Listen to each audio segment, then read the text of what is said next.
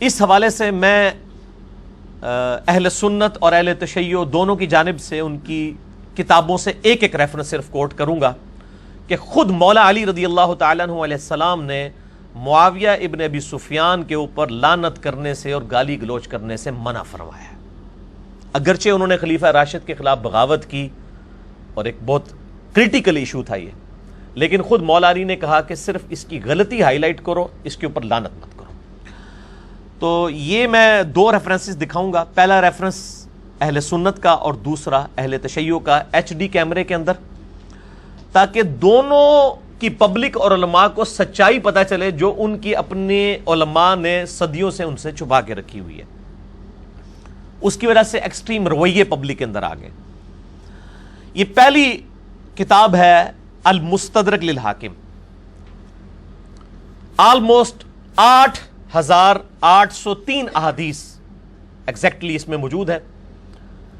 المستدرک للحاکم جو ہے یہ 5ویں صدی ہجری کے اندر امام طبرانی کے شاگرد ہیں امام حاکم نشاپوری المتوفا 405 ہجری، انہوں نے یہ جمع کی، بخاری مسلم کی شرط کے اوپر انہوں نے احادیث جمع کی، اس کے اوپر تحکیم امام ذہبی نے بھی لگائی، اسی لیے کہا جاتا ہے المستدرک علی الصحیحین، بخاری اور مسلم کی چھوٹی ہوئی حدیثیں اس کے اندر جمع کی گئی ہیں۔ اس میں مولا علی علیہ السلام کا ایک خطبہ ہے اور آپ حیران ہوں گے یہ خطبہ مستدرک میں بھی ہے، سیم خطبہ نہج البلاغہ کے اندر بھی موجود ہے۔ یہ ان کو دکھائیں جی، میں نے انڈر لائن کیا ہے، انٹرنیشنل نمبر کے مطابق 8658، یہ بریلویوں کا ترجمہ ہی ہے، میں آپ کو دکھانے لگا ہوں المستدرک للحاکم کا۔ مولا علی علیہ السلام کا پوائنٹ آف ویو کیا ہے اہل شام، اہل صفین اور معاویہ ابن ابی سفیان رضی اللہ تعالیٰ عنہ کی پارٹی اور ان کے بارے میں، کہ ان کے ساتھ آپ نے اختلاف کو کس نوعیت تک ڈسکس کرنا ہے، اس سے آگے نہیں بڑھنا۔ یہ HD کیمرے میں آئے گا انشاءاللہ تعالی، علماء کے لیے بھی اور عوام الناس کے لیے بھی فائدے کا سبب بن جائے گا انشاءاللہ۔ مولا علی کیا کہتے ہیں؟ فلا تسبوا اہل الشام، اہل شام کو یعنی حضرت معاویہ رضی اللہ تعالیٰ عنہ کی پارٹی کو، امیر شام اور ان کے ماننے والوں کو مت گالی دو، وسبوا ظلمتہم، اور صرف ان کی برائی کو برا کہو۔ یہ جو ترجمہ ادھر کیا ہوا ہے میں وہ پڑھ رہا ہوں، اس کا جو صحیح ترجمہ ہے وہ نہ آپ سن سکتے ہیں اور نہ میں سن سکتا ہوں، اس لیے میں وہی ترجمہ جو اس میں لکھا ہوا ہے کہ اہل شام کو گالی مت دو، ان کی برائی کو برا کہو۔ یہ تو تھا اہل سنت کا حوالہ۔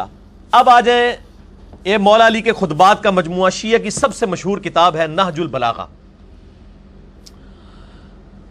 یہ نہج البلاغہ جو ہے وہ مولانا مفتی جعفر حسین صاحب نے ترجمہ کیا ہے، اس کا PDF بھی آپ کو گوگل میں مل جائے گا، لاہور سے یہ شائع ہوئی ہے، اس میں مولا علی کے خطبات ہیں، شیعہ کے ہاں یہ بہت مقبول ہے۔ اس کی دوسری جلد میں خطبہ نمبر ہے 204۔ مولا علی نے کچھ ساتھیوں کو دیکھا کہ صفین کے مقام پہ وہ اہل شام پہ لعنت کر رہے ہیں، تو مولا علی نے ان کو روک دیا۔ یہ سنیوں کی کتاب نہیں ہے، یہ شیعہ کی کتاب ہے، ان کے لیے بھی اب لمحہ فکریہ ہے یہ والا خطبہ جی، کہ مولا علی نے کیا فرمایا ہے کہ اہل شام کے ساتھ آپ کی ڈیلنگ کیسی ہونی چاہیے، ان سے علمی اختلاف کریں، گالی گلوچ کی اجازت نہیں دی مولا علی نے۔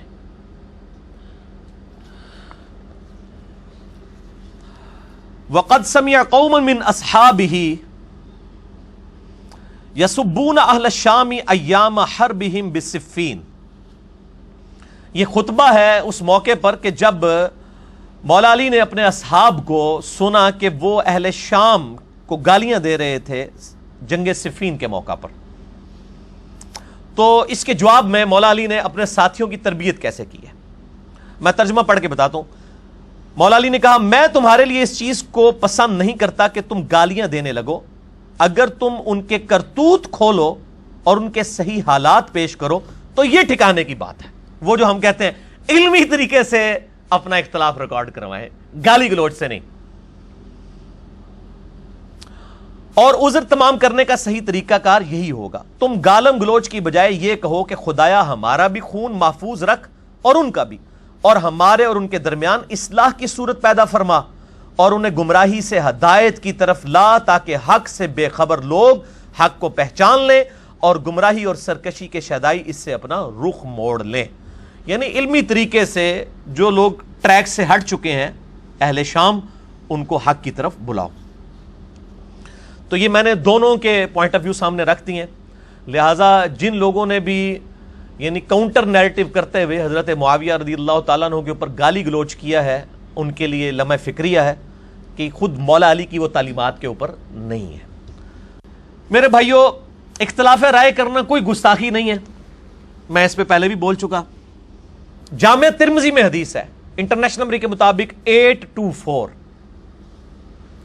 عبداللہ بن عمر سے حضرت معاویہ رضی اللہ تعالیٰ عنہ کے دور حکومت کے اندر کسی نے آ کے پوچھا اہل شام میں سے کہ یہ بتائیے کہ حج تمتع کرنا جائز ہے؟ حج اور عمرے کو جمع کرنا چاہے تمتع میں ہو چاہے وہ قران میں ہو، افراد میں تو الگ ہوتا ہے. انہوں نے کہا جائز، یہ تو سنت ہے. اس نے پہلے بات منوا لی کہ یہ نہ ہو کہ بعد میں ان کے ابا جی کی غلطی نکالوں تو یہ مکر جائیں. لیکن وہ تو عبداللہ بن عمر تھے نا، نبی کے صحابی تھے. انہوں نے کہا آپ کہہ رہے ہیں جائز اور سنت ہے، اور آپ کے باپ عمر اپنے زمانے میں حج تمتع کے اوپر پابندی لگائی ہوئی تھی انہوں نے، آپ بتائیں. تو انہوں نے کہا مجھے یہ بتاؤ، اگر کسی معاملے میں نبی علیہ السلام کوئی عمل کریں اور اس کا حکم دیں تو نبی علیہ السلام کی بات مانی جائے گی یا میرے باپ کی بات مانی جائے گی؟ انہوں نے کہا نبی صلی اللہ علیہ وآلہ وسلم کی. تو انہوں نے کہا نبی علیہ السلام نے حج تمتع کا ہمیں حکم دیا، نبی صلی اللہ علیہ وآلہ وسلم کی سنت کی مخالفت نہیں کی جا سکتی.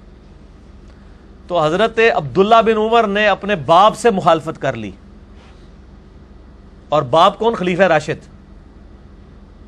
تو اس کو کسی نے نہیں کہا یہ کوئی جناب مشاجرات صحابہ ڈسکس ہو گئے. اور یہ اہل حدیث بیان بھی کرتے ہیں اکثر اپنے ممبروں پہ جس سنت کو اسٹیبلش کرنا ہے. تو سنت صرف حضرت عمر پہ تو اسٹیبلش نہیں ہونی نا، اہل صفین، نہروان اور جمل والوں پہ بھی تو اسٹیبلش ہونی ہے. کہ آپ نے شیعہ کے حوالے کر دیا مولا حسن حسین کو، خود ریٹائرمنٹ لے لیا آپ نے، ایسا تو نہیں ہونا چاہیے. بخاری اور مسلم دونوں میں حدیث ہے. بخاری میں 6788، مسلم میں 4410. نبی علیہ السلام کو ایک فاطمہ نامی عورت کی چوری کا مقدمہ پیش ہوا اور سفارش کی گئی. آپ غصے میں آئے، آپ صلی اللہ علیہ وآلہ وسلم نے ممبر پہ چڑھ کے خطبہ دیا اور آپ نے فرمایا مجھے اللہ کے حقوق کے بارے میں سفارش کرتے ہو؟ تم سے اگلی قومیں اسی لیے ہلاک ہوئی کہ ان کے اشرافیہ کے لیے اور قوانین ہوتے تھے اور عام لوگوں کے لیے اور. اللہ کی قسم میری بیٹی فاطمہ بھی چوری کرتی تو میں اس کے بھی ہاتھ کٹوا دیتا. اس سے بات پتہ چلی کہ دین اسٹیبلش کرنے میں آپ نے یہ نہیں دیکھنا فاطمہ کون ہے، جنتی عورتوں کی سردار ہیں، بخاری مسلم میں حدیث ہے. اور نبی علیہ السلام فرما رہے ہیں اگر یہ بھی غلطی کرے اس کی بھی پکڑ ہوگی. تو پھر پکڑ کسی کی بھی ہو سکتی ہے. لہذا ان ٹاپکس کو ڈسکس کرتے ہوئے بعض کا شیطان آپ کو وسوسہ دلائے گا، میں اب یہی لفظ استعمال کرتا ہوں کہ جو نبی علیہ السلام نے فرمایا میرے صحابہ کو برا مت کہو، دوسری طرف آپ صلی اللہ علیہ وسلم خود ہی یہ کہہ رہے ہیں، تو آپ صلی اللہ علیہ وسلم کی دو احادیث میں تضاد کیوں ہے؟ تو یہ میں آپ کو کلیئر کرتا ہوں. تضاد نہیں ہے، یہ آپ کو نہیں سمجھ آ رہا. برا نہ کہو، گالی نہ دو، اس کا مطلب کچھ اور ہے، غلطی ہائی لائٹ کرنا نہیں ہے. ورنہ صحابہ تو خود ایک دوسرے کی غلطیاں ہائی لائٹ کرتے تھے، وفات کے بعد بھی کرتے تھے. عبداللہ بن عمر نے حضرت عمر کی وفات کے بعد ان کی غلطی ہائی لائٹ کی ہے. یہ حدیث جو میں نے کہا تھا نا میں اینڈ پہ بیان کروں گا، اب سن لیں. یہ بخاری میں حدیث ہے 3673 اور مسلم میں ہے 6488 انٹرنیشنل نمبر کے مطابق. لیکن ہمارے اہل سنت علماء جو ہے نا بخاری والا طریق بیان کرتے ہیں اور مسلم والا چھوڑ دیتے ہیں، اور بعض مسلم والا بیان کر کے اس کا آدھا حصہ چھوڑ دیتے ہیں. یہ پوری حدیث میں آپ کو بتاتا ہوں، میرے صحابہ کو برا مت کہو، یہ آدھی حدیث بیان کی ہے. اور اتنی بڑی یہ علمی خیانت کی ہے علماء نے کہ اللہ تعالیٰ ان کو ہدایت دے. اور اسی لیے میرے پہ غصہ ہوتے ہیں کہ میں یہ چیزیں پبلکلی ہائی لائٹ کرتا ہوں. میرے پہ نہ غصہ ہوں میرے بھائی، بخاری مسلم چور سے پہلے چور کی ماں کو مارے. اگر آپ مجھے چور سمجھتے ہیں تو میرے پاس تو اپنا نالج نہیں، میں تو ان کتابوں سے بیان کر رہا ہوں جو اہل سنت کی ہیں. تو صحیح مسلم میں 6488 نمبر حدیث ہے جو پورا کانٹیکسٹ ہے. یہ آپ نے کہاں فرمایا تھا؟ عبد الرحمن بن عوف اور خالد بن ولید کی لڑائی ہو گئی. خالد بن ولید رضی اللہ تعالیٰ عنہ نے جذبات میں آ کے عبد الرحمن بن عوف کو گالیاں نکال دی. صحیح مسلم 6488. آپ نے حضرت خالد بن ولید کو بلا کے ڈانٹا اور آپ فرمایا خالد تم میرے صحابہ کو برا مت کہو. اچھا خالد کون تھے؟ تو یہ کیوں کہہ دیا؟ آپ نے فرق کر دیا کہ خالد اس وقت صحابی تھا صلح حدیبیہ کے بعد کہ جب اسلام کا گولڈن پیریڈ شروع ہو چکا تھا، اور عبد الرحمن بن عوف اس وقت کا صحابی تھا پہلے 10 مسلمانوں میں سے جب اسلام قبول کرنے کا مطلب مار کھانا تھا۔ آپ فرمایا اب تم لوگ بعد میں کلمہ پڑھ کے میرے صحابہ کو برا کہہ رہے ہو، حالانکہ انہوں نے نہیں کہا یا رسول اللہ اسی بھی تے آئی ہیں پاویں تھوڑے درجے دیں، نہیں کہا انہوں نے خالد میرے صحابہ کو برا مت کہہ، اگر تو اب، یہ حضرت خالد ابن ولید کو حضور نے کہا ہے صلی اللہ علیہ وسلم، اگر اب تم احد پہاڑ کے برابر بھی سونا خیرات کر دو تو میرے صحابہ نے جو ایک مد گندم خیرات کی تھی نا 600 گرام بنتی آدھا کلو گندم بھی تمہاری ان کی اور تمہارا احد پہاڑ کے برابر سونا برابر نہیں ہو سکتے، بلکہ اس کے نصف کو بھی نہیں پہنچ سکتے۔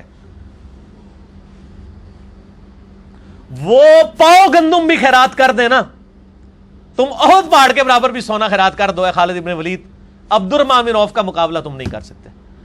اب دیکھیں انہوں نے یہ آدھی حدیث بیان کی میرے صحابہ کو برا مت کہو، اگر تم میں سے، یہ تم سے مراد میرے بھائی بریلوی دیوبندی اہل حدیث شیعہ نہیں ہے، اس سے مراد بعد والے صحابہ ہیں۔ ہم تو تعویل عام میں ہم بھی آ جائیں گے، تعویل خاص میں وہ مراد ہیں۔ یہ انہوں نے اس لیے چھپایا چونکہ آل امیہ کے دور میں حضرت علی پہ ممبروں پہ لعنت ہوتی تھی، تو کوئی حدیث پڑھ لے تو کہ یار دیکھو جن کو نبی علیہ السلام نے سب سے پہلے صحابہ پہ لعنت کرنے سے منع کیا تھا وہ تو اپنے دور میں لعنت کرواتے رہے ہیں، اور آج چوتھے ملے ہمیں آپ لوگ منع کر رہے ہو، ان کو کیوں نہیں آپ برا کہتے؟ اگر غلطی ہے تو وہ ان کی بھی ہے، یہ تو نہیں کہ فاطمہ نامی عورت چوری کرے گی تو اس کی چوری پہ ہاتھ کٹیں گے اور فاطمہ بنت محمد کرے تو نہیں کٹیں گے۔ نبی علیہ السلام فرمایا نہیں، دونوں کے کٹیں گے، دو اصول تو نہیں ہوں گے، چاہے صحابہ کے دور میں کسی نے حضرت علی پہ لعنت کی یا آج کے دور میں کوئی ابو بکر عمر پہ لعنت کرتا ہے، دونوں ایک لیول کے مجرم ہیں۔ بلکہ اگر آپ مجھ سے پوچھیں نا تو جس نے نبی کی صحبت کی ہوئی ہے اس کا جرم بڑا ہے، اس کو آپ بینیفٹ آف ڈاؤٹ نہیں دے سکتے۔ آج کے دور تک تو دین بھی کئی واسطوں سے لوگوں کے پاس، جو کوئی شیعہ تھا وہ شیعہ کے گھر دین اور طرح پہنچا، سنیوں کا اور طرح پہنچا، تو ان کو بینیفٹ آف ڈاؤٹ پھر بھی مل سکتا ہے اگر آپ کمپیئر کریں۔ اس زمانے میں لوگوں کو نہیں دیا جا سکتا، ان کے پاس تو ڈائریکٹ دین آیا تھا۔ لیکن افسوس کہ صلح حسن 41 ہجری سے لے کے 99 ہجری تک، مسلسل 60 سال تک آل امیہ کے ممبروں پر لعنت ہوتی تھی، جمعے کے خطبوں میں نعوذ باللہ کہا جاتا تھا علی پر لعنت، علی سے محبت کرنے والوں پر لعنت، نعوذ باللہ من ذالک۔ یہ تو عمر بن عبد العزیز نے آ کے بدعت ختم کی 99 ہجری میں جب وہ خلیفہ بنے، اسی لیے ان کو اسلام کا پہلا مجدد کہا جاتا ہے۔ تجدید انہوں نے کون سی کی ہے؟ ایسی تجدید کی کہ آج تک دوبارہ جرت نہیں ہوئی کسی کی۔ ان اللہ یأمر بالعدل والاحسان، سورہ النحل آیت نمبر 90 انہوں نے خطبے میں داخل کی۔ جلال الدین سیوطی نے تاریخ الخلفاء میں عمر بن عبد العزیز کے چیپٹر میں سب کچھ لکھا ہے، یہ سارے ریفرنسز میرے 5B میں موجود ہیں، پریشان نہیں ہونا، میں بار بار کہہ رہا ہوں، سب کچھ لکھا ہوا ملے گا تمہیں۔ تو یہ جو سب و شتم ہوتا تھا اس پہ میں 3 گھنٹے اور بول سکتا ہوں، میں صرف ایک حوالہ ہی دوں گا، ایک حوالہ، اور صحیح مسلم سے دوں گا۔ انٹرنیشنل نمبر کے مطابق 6229 نمبر حدیث ہے، مولا علی کے فضائل کے چیپٹر میں، صحیح مسلم میں، غدیر خم سے اگلی والی حدیث ہے یہ، کہ آل مروان میں سے، مروان بن حکم کون تھا؟ حضرت معاویہ کا گورنر، اور بعد میں یہ لوگ حکمران بھی بن گئے۔ آل مروان میں سے ایک شخص مدینے کا حکمران بنا کے بھیجا گیا، اس نے سہل ابن سعد السعدی صحابی کو، جو اصحاب بدر میں سے ان کو ممبر پہ بلایا۔ یہ حدیث بخاری میں بھی ہے 3703، لیکن مسلم میں پوری ڈیٹیل ہے 6229۔ ممبر پہ بلا کر کہا کہ حضرت علی پر لعنت کرو، حضرت علی کو گالیاں دو، یشتیما کے الفاظ ہیں۔ تو انہوں نے کہا معاذ اللہ، میں کیوں لعنت کروں گا حضرت علی پہ؟ انہوں نے کہا اچھا تم علی پہ لعنت نہیں کر سکتے، تم صرف اتنا کہہ دو لعن اللہ ابا التراب، مٹی والے پہ اللہ کی لعنت۔ یہ الفاظ ہیں صحیح مسلم کے، خود کھول کے پڑھ لیجئے گا، اسلام 360 میں 6229۔ میرا ایک کلپ بھی پچھلے دنوں ریکارڈ ہوا، اس میں نے HD کیمرے میں دکھا بھی دی ہے، آج میں ٹائم بچانے کے لیے نہیں دکھا رہا۔ یہ کہتے ہیں نہیں وہ صحابہ پہ تنقید ہوتی تھی، لعنت نہیں ہوتی تھی، لعنت کے الفاظ ہیں صحیح مسلم 6229۔ تو سال بن سعد نے کہکا لگایا، انہوں نے کہا تم حضرت علی کی تحقیر کر رہے ہو کہ مٹی والے پہ اللہ کی لعنت، نعوذ باللہ۔ اور علی تو جتنا اس نام سے خوش ہوتے تھے کسی اور نام سے خوش ہی نہیں ہوتے تھے، حالانکہ ان کی کنیت ابو الحسن تھی، لیکن انہوں نے اپنی کنیت ابو تراب رکھ لی تھی۔ تو اس شخص نے کہا کہ ایک تیر میں 2 شکار ہو جائیں گے، ایک تو حضرت علی کا نام بھی نہیں آئے گا تو صحابی بس ممبر پہ آ کے کہہ دے کہ ابو تراب پہ اللہ کی لعنت، نعوذ باللہ. آپ یہ دیکھیں، یہ آج کے زمانے میں ایسا ہوتا ہے کہ حکمران ہمیں بلا کے کہ آؤ فلاں صحابی پہ لعنت کرو. اس لحاظ سے آج کا دور بہت بہتر ہے اس حوالے سے. یہ عمر بن عبدالعزیز کا تجدیدی کارنامہ ہے. انہوں نے کہا کہ میں تو نہیں کہوں گا، اور کہا کہ تم ابو تراب کی تحقیر کر رہے ہو. ان کا اچھا یہ ابو تراب نام کیسے پڑا؟ ان کا میں تمہیں بتاتا ہوں کہ ایک دفعہ سیدہ فاطمہ اور سیدنا علی کی آپس میں میاں بیوی تھے، چپکلش ہوئی. حضرت علی ناراض ہو کے گھر سے باہر چلے گئے. نبی علیہ السلام آئے، کہا وہ کدھر ہے تیرا چچا کا لڑکا؟ کہ رسول اللہ، سیدہ فاطمہ نے عرض کی حضور ناراض ہو کے چلے گئے ہیں. آپ نے صحابہ کو دوڑایا کہ پتہ کرو علی کدھر ہے. یہ تو مسجد نبی میں لیٹے ہوئے تھے. علی نے کہاں جانا تھا؟ مسجد میں درویش مٹی میں لیٹے ہوئے. نبی علیہ السلام نے یہ نہیں کہا علی کو بلا کے لاؤ، آپ خود تشریف لے گئے. یہ بہت بڑی فضیلت ہے سر.